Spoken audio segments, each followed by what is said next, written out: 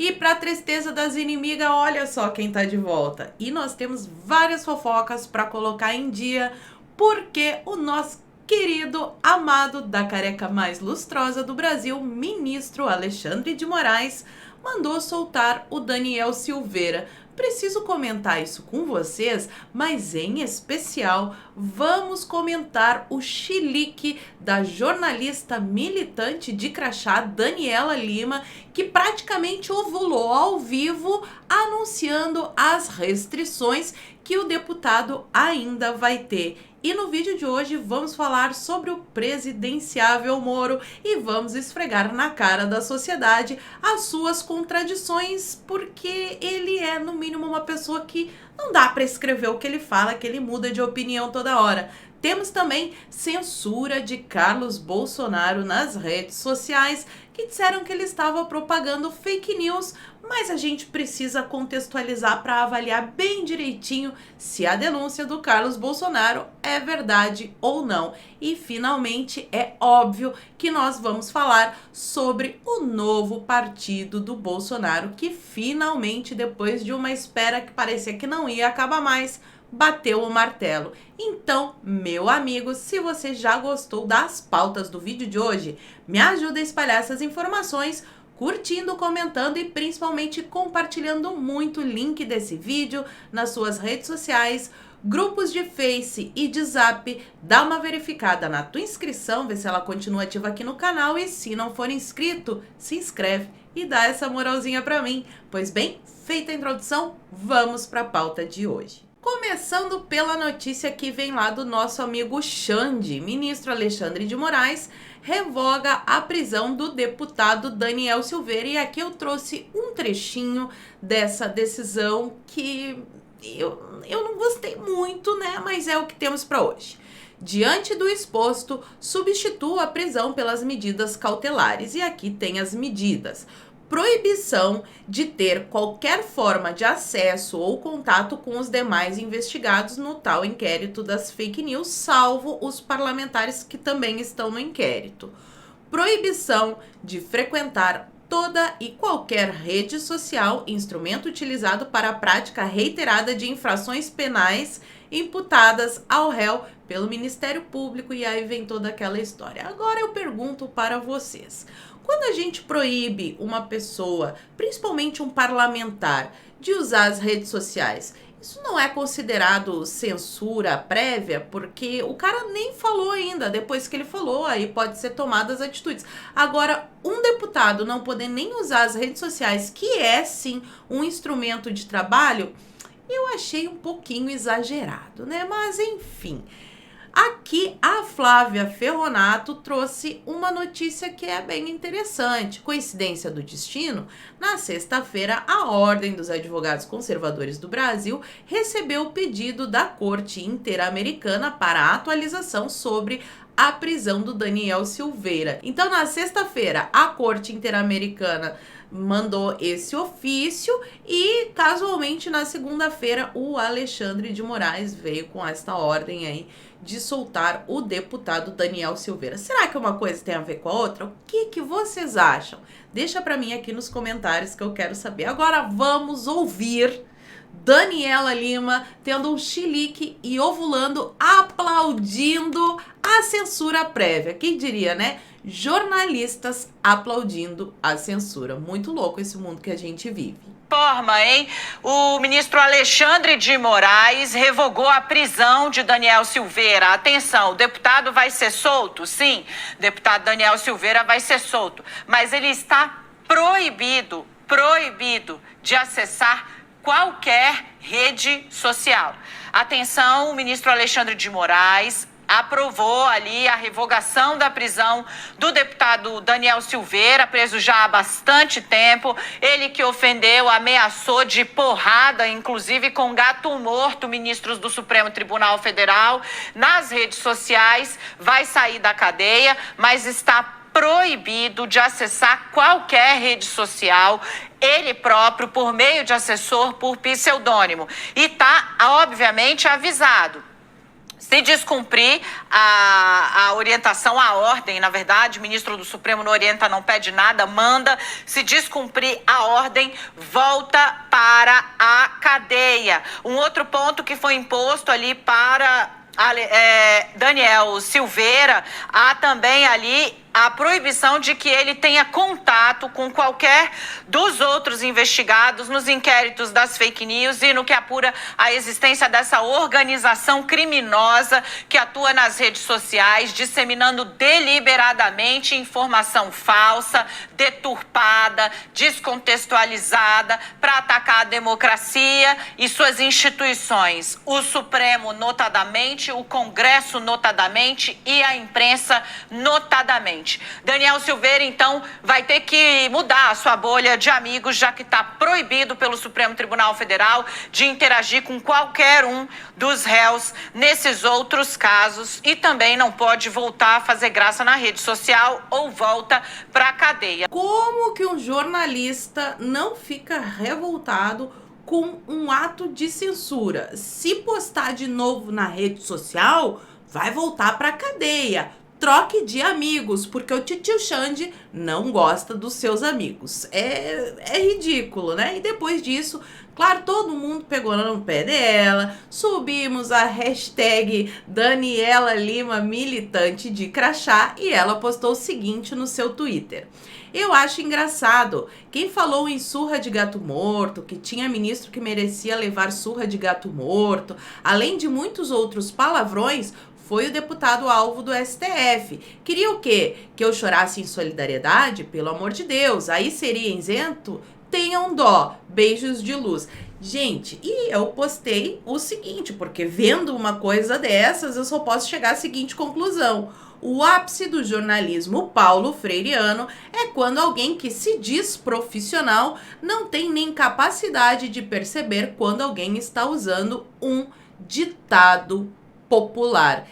E usando um ditado popular ameaçado de voltar para cadeia caso não troque de amigos ou pare de postar na rede social.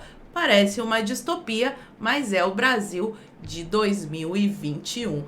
Agora passemos para o candidatíssimo Moro. Gente, de todas as coisas que eu poderia, sim, imaginar na minha cabeça, eu nunca imaginei que eu veria o Sérgio Moro roubando o slogan do Lula. Sério mesmo. O Sérgio Moro chegou tão fundo no poço que agora ele roubou o slogan do Lula, como vocês estão vendo aí. Mas há pouco tempo atrás, ele estava dando entrevista para o Estadão dizendo que jamais entraria para a política. E ele ainda diz o seguinte: não, jamais, jamais. Sou um homem de justiça e, sem qualquer demérito, não sou um homem da política. Acho que a política é uma atividade importante, não tem nenhum demérito. Muito pelo contrário, existe muito mérito em quem atua na política. Mas eu sou juiz, eu estou em outra realidade, outro tipo de trabalho, outro perfil. Então, não existe jamais esse risco. No mínimo, não dá pra gente confiar na palavra do Moro, né? Porque ele foi bem, assim, categórico, jamais. E também na época da Vaza Jato, teve ali um áudio em que o Moro tinha chamado de tonto os meninos do MBL, o Movimento Bumbum Livre. E hoje sai essa matéria aqui no Estadão de que Moro está buscando justamente o apoio dos garotinhos do Bumbum Livre e da galera do seu Tucano Huck. Cada vez mais claro aí para quem ainda tinha alguma dúvida de que Moro era tucano, tá aí mais esclarecido do que nunca. E ele também deu declaração sobre a prisão em segunda instância. Moro sobe tom e diz que fim da prisão em segunda instância libertou corruptos. Olha, eu concordo com isso, fui contra essa história de revogação de prisão em segunda instância, mas vamos lembrar que quando o Fachin do STF resolveu tornar sem efeito as condenações do Lula e tornar ele elegível novamente, porque ele estava inelegível, e o Fachin com a sua decisão possibilitou que Lula concorresse aí à presidência no ano que vem. O que o Moro disse na rede social que nós nunca esqueceremos, porque quem perdoa é Deus. Aqui a gente lê o print do passado para esfregar na cara da sociedade. repudiu ofensas e ataques pessoais ao ministro Edson Fachin do STF. Ele é um magistrado técnico e com ação destacada na Operação Lava Jato, principalmente a parte que ele pegou tudo e jogou no lixo. Foi um destaque realmente essa parte. Qualquer discordância quanto à decisão deve ser objeto de recurso e não de perseguição. E também tem esse outro episódio aqui relacionado ao Moro que eu preciso destacar com vocês, que o Moro foi jantar com o dono da Isto É, lembra? Já comentei num vídeo com vocês. No mesmo mês, algumas semanas antes, a Isto É tinha publicado o seguinte: sim, Lula é inocente e nenhum esforço retórico mudará a realidade dos fatos e dos autos. Será então que agora o ministro Moro, ex-ministro Moro, ex-juiz Moro concorda com essa história de que o Lula é inocente, que a gente não pode brigar com o PT, porque isso não é bom para a democracia, para o Estado democrático de direito? Vamos ver a resposta das urnas no ano que vem. E agora, pulando para a censura de Carlos Bolsonaro, quem traz a matéria é o UOL. Instagram restringe 2 postagens com conteúdo falso de Carlos Bolsonaro. Claro, o Estadão verifica, né, aquela fact-check maravilhosa, saiu correndo para verificar e chegar à conclusão de que Carlos Bolsonaro estava mentindo, porque afinal de contas, ó, essa postagem viral no Facebook, que foi a do Carlos também, né, ele postou no Insta e no Face, recicla um boato de que o Lula teria doado a refinaria para a Bolívia. A afirmação é falsa. Em 2006, o país vizinho assumiu o controle, na verdade, expropriou, roubou, né? Pegou ali e se adonou do campinho de 2 refinarias da Petrobras após decreto do recém-eleito presidente Evo Morales, que nacionalizou, que é expropriou, né? Que tem um eufemismo, roubou toda a exploração de gás. Mas os bolivianos pagaram 112 milhões para o Brasil. Então não foi doação, foi venda. Será? Vamos dar uma olhadinha no que os veículos de mídia estavam publicando na época. Essa transação de doação, venda por valor irrisório, seja lá como queiram chamar, da Petrobras para o seu Evo Morales lá na Bolívia, aconteceu por volta de 2005. E o discurso que o Carlos Bolsonaro postou nas redes sociais do Lula confessando saiu em 2015. Então eu trago aqui matéria da Gazeta do Povo do momento em que vazou, em que esse discurso foi ao público.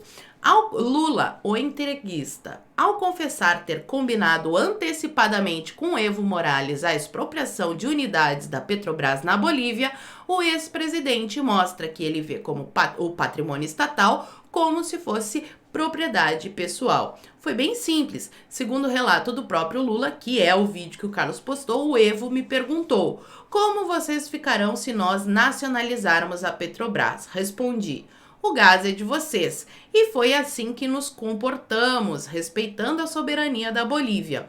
O presente, quem tá dizendo a Gazeta do Povo, não sou eu, só estou lendo a matéria, né, para que se alguém estiver assistindo e tiver probleminha, não estiver entendendo, que fique bem claro. O presente que Lula deu à Bolívia valia nada menos que 1,5 bilhão de dólares, mas, segundo o Estadão verifica, ela foi vendida por 112 milhões.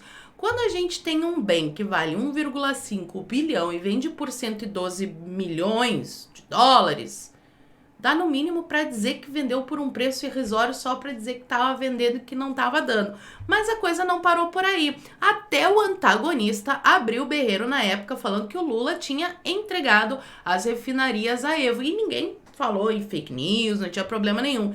E logo depois dessa doação, venda por preço irrisório da Petrobras na Bolívia para o Evo Morales, que foi em 2005, em 2007 foi feito um outro acordo e a Petrobras perdeu mais 872 milhões de reais, que pode ser corrigido aí, porque o presidente Evo Morales acertou com o Lula que o Brasil ia comprar o chamado gás rico, que não tem utilidade para a estatal. Isso sem contar os desvios de dinheiro que a gente viu bastante nessa época. E por fim, Carlos Bolsonaro postou o seguinte: Facebook e Instagram acabam de restabelecer todas as postagens que anteriormente foram equivocadamente rotuladas como falsas.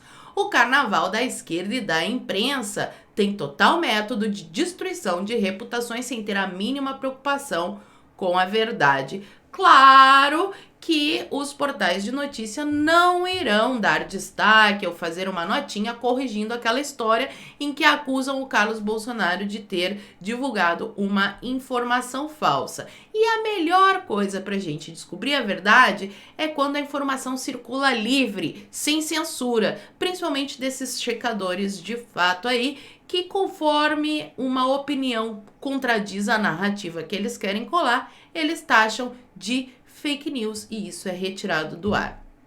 Pois bem, temos esse artigo aqui, eu tive que trazer para comentar com vocês. Olha só o que a Bela Megali falou. O sonho de um ministro do STF com a prisão de Bolsonaro. Super imparcial, STF, né? Um ministro do STF confidenciou a colegas da corte que anda tendo sonhos com o presidente. Ele deve estar apaixonado pelo presidente de repente, né? No relato feito aos magistrados, contou que certa noite sonhou que estava no Palácio do Planalto. O motivo era a prisão do presidente. O ministro relatou que no sonho ele próprio cumpria a medida judicial e pedia a Bolsonaro que mantivesse discrição. No sonho, ao menos, Bolsonaro não reagiu. E aí eu fico pensando, será que foi um ministro que passou essa informação para Bela Megali? Ou será que ela tá colocando uma pessoa infiltrada? Eles disseram que o Terça Livre tinha colocado um infiltrado dentro do STF para passar informações. Nesse caso aqui, é infiltrado também ou é só fonte jornalística? E um ministro se prestando a um papel de ficar com esse tipo de fofoca aqui é realmente lamentável. E, por fim, vamos falar sobre o novo partido do presidente Bolsonaro para as eleições de 2022. Bolsonaro define sua filiação ao PL, o Partido Liberal. Dirigentes da sigla foram avisados. Ato de filiação deve ocorrer na quarta-feira, dia 17, mas parece que vai ser no dia 22, tá, pessoal? Segundo a última atualização. Acordo costurado prevê que o PP de Ciro Nogueira indique vice na chapa do presidente da República para as eleições de 2022. Nenhuma surpresa para quem acompanha o canal. Eu já tinha falado que o Bolsonaro estava entre o PP e o PL, o partido que ele escolhesse o outro ia indicar o vice. E aí muita gente fala sobre Valdemar Costa, mensalão, tudo bem, tá? Sim, concordo. Mas vamos olhar os partidos no Brasil. Nós temos algum partido conservador, algum partido de direita?